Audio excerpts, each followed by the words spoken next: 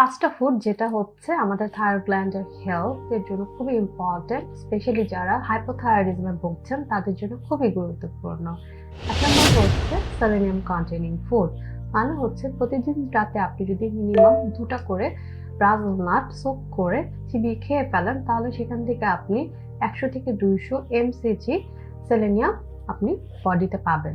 2 নম্বর হচ্ছে iodine. According to WHO, whole world 2 billion people আয়োডিনের অভাবে কোনো না কোনো থাইরয়েড সমস্যায় ভুগছে।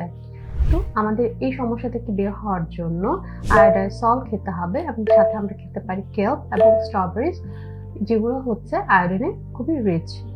3 নম্বর হচ্ছে অ্যান্টিঅক্সিডেন্ট। অ্যান্টিঅক্সিডেন্ট আমাদের বডিতে যে ফ্রি রেডিক্যালস গুলো আছে তাদের এগেইনস্টে ফাইট করে এবং আমাদের বডিতে ইমিউনিটি বুস্ট আপ করে থাকে।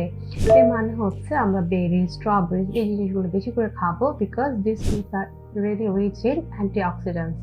4 নম্বর হচ্ছে জিঙ্ক। আপনি যদি প্রতিদিন রাত্রে 1 চামচ করে পাম্পকিন সিড সোক করে পরের দিন চিবিয়ে খেয়ে নেন তাহলে আপনার প্রচুর পরিমাণে জিঙ্ক আপনার বডিতে তৈরি হবে। 5 নাম্বার হচ্ছে ওমেগা 3 ফ্যাটি অ্যাসিড। মানে হচ্ছে flax seed, hemp seed, chia seed, এগুলোর মধ্যে প্রচুর পরিমাণে ওমেগা 3 ফ্যাটি অ্যাসিড আছে যা আমাদের থাইরয়েড গ্ল্যান্ডের প্রপার ফাংশনের জন্য খুবই ইম্পর্টেন্ট এবং আমাদের বডিতে প্রচুর পরিমাণে T3, T4 হরমোন প্রডিউস করে থাকে। তাহলে আমরা এই ফুডগুলোকে আমাদের রেগুলার রুটিনের মধ্যে ইনক্লুড করব and then we can take care of our digestion, metabolism, immunity, colon health and আমাদের even hair fall loss ও প্রিভেন্ট করতে পারি। ভিডিওটি ভালো লাগলে দেখবেন এবং অবশ্যই বেশি করে শেয়ার করে দিবেন। ধন্যবাদ।